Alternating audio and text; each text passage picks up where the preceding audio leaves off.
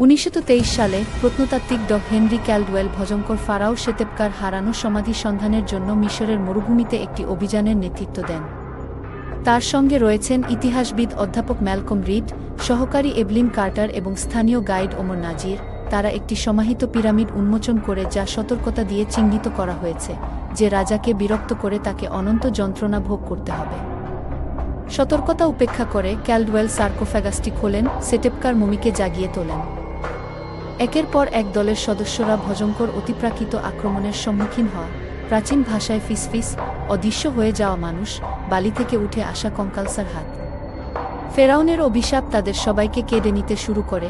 কেবল Caldwell একটি জার্নালে তার চূড়ান্ত কথাগুলি রেকর্ড করার জন্য যথেষ্ট দীর্ঘকাল বেঁচে ছিলেন। আমাদের তাকে জাগানো উচিত হয়নি।